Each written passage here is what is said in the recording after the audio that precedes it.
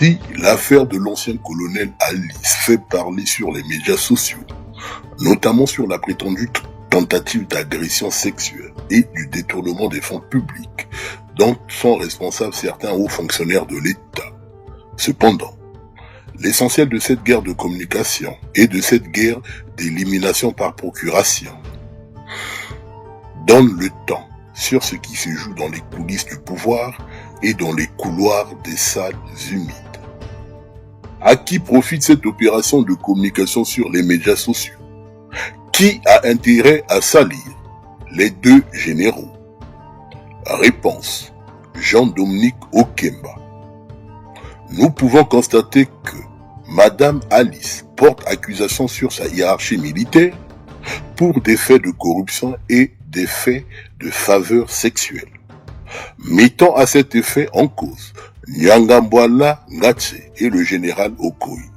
Mais il y a des questions qui restent sans réponse dans cette affaire hallucinante et humiliante.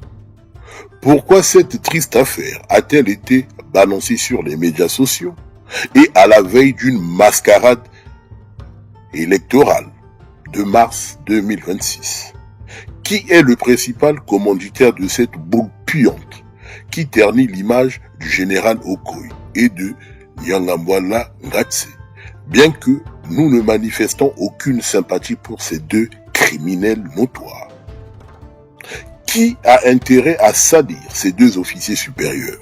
Surtout quand on sait que le général Okoye avait refusé de faire un faux témoignage contre le général Jean-Marie Michel Mokoko au cours de son procès, l'accusant de préparer un coup d'état militaire imaginaire contre Denis Sassou Nguesso. Qui a intérêt de salir cet homme qui inquiète et interroge les caciques du PCT? Ne trouvez-vous pas étrange que cette dame pointe du doigt le général Okoye, qui est considéré comme un danger pour certains caciques du régime, notamment sur son silence et son absence de parti pris lorsqu'il s'agit de condamner les opposants politiques au régime? Rappelons que cet homme bénéficie d'une prestance au sein de l'armée républicaine et patriotique.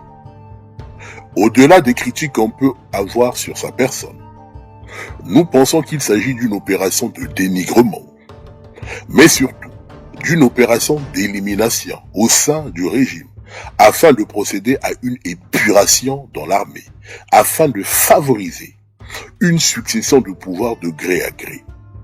Selon des sources bien introduites, le dictateur Denis Sassou Nguesso, après son forfait de mars 2026, il créera un poste de vice-président qu'il attribuera à son fils Christelle Sassou Nguesso. Les choses sont claires. Les bases sont en train d'être posées à petits pas. Le général Okoye est dans le viseur de Denis Sassou Nguesso, qui a visiblement chargé JDO, Jean-Dominique Okemba, de faire le sale boulot après avoir grillé le boucher de Brazzaville, Serge Obroa. Les 5 prochaines années seront mouvementées. Le despote Denis Sassou Nguesso sortira par la petite porte. Ne dit-on pas, qui tue par l'épée mourra par l'épée? Ça peut durer 5 ans, 10 ans, 15 ans, 20 ans, mais ça finit. Le jour où ça finit là, si l'autre vient, et puis il dit, bon, sortons les anciens dossiers, on va regarder. Bon, on va faire comment? Donc, il faut à un moment donné arrêter le cycle. Quand on est au pouvoir, on a l'impression qu'on est tellement fort, on est tellement puissant, on peut... Non, non, pardon. Pouvoir là, ça blague un temps. C'est tout. En effet, comme le disait l'ancien Premier ministre et l'ancien président de l'Assemblée nationale de la Côte d'Ivoire, M. Guillaume Soro, qui, depuis bientôt 5 ans, est recherché, devenu fugitif, exilé et sa vie en danger, avait vu juste ou parlé juste comme quoi ces choses-là, ça blague un temps. Et pour cause, tout a un début et une fin. Que la durée de vie d'un pouvoir est limitée. Et que la vengeance ou le règlement des comptes sont immuables et universels. Mokili tour à tour, lelo yayo lobia moninga. Et que l'État était mort 5 fois. Et pourquoi? Parce que celui qui blesse ou tue peut oublier. Mais celui qui porte les cicatrices et ou le deuil n'oubliera jamais.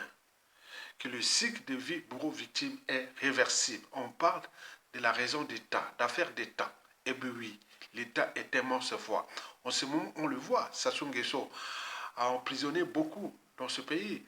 On a assassiné beaucoup. On a forcé beaucoup en exil. Mais d'où tient-il cette force et ce pouvoir-là? Ce sont les moyens de l'État. Mais ces moyens de l'État-là ne seront pas éternellement à Sassou Nguesso. Mais c'est ça qui rend passionnant l'après Sassou Nguesso.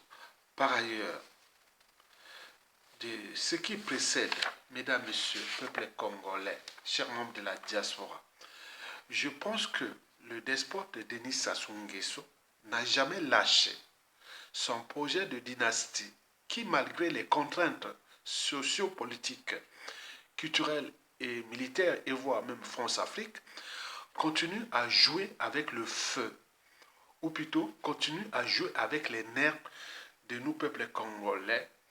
Et n'oublions pas de son clan aussi qui est déjà divisé. Puisque en apparence c'est serein, ce clan est déjà divisé.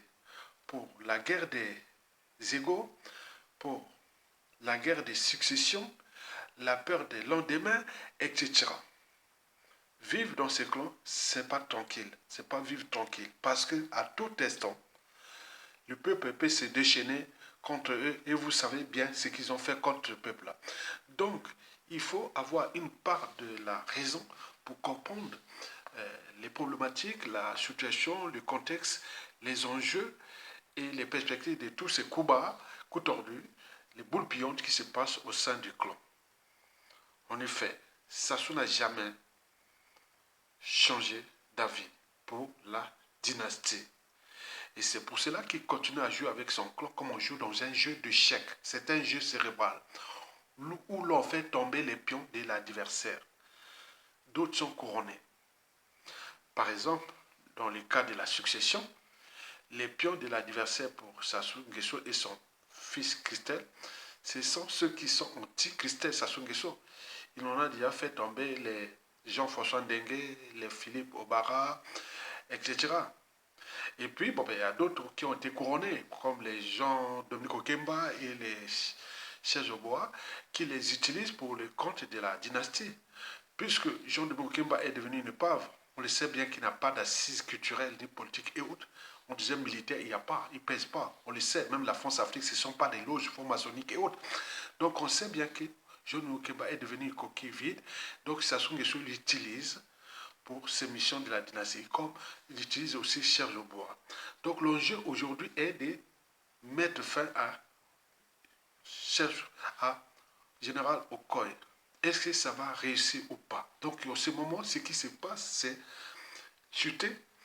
faire chuter Général Okoye pour laisser la voie à la dynastie, puisque après avoir triché les élections à venir, il va reprendre le contrôle du PCT et placer Christelle Sassou Nguesso vice-président, et puis après préparer la dynastie. Est-ce que ça va se passer? Non. Je pense que la chute de Sassou Nguesso risque d'être brutale, humiliante et même tragique, puisque au sein du clan, c'est déjà la guerre des égaux est déjà en cours. En plus, le dérèglement politique et militaire dans le nord de la Kivu et les contentieux historiques dans le sud. Et pour combien de temps encore Sassou Nguesso va-t-il tenir contre nous, peuple congolais?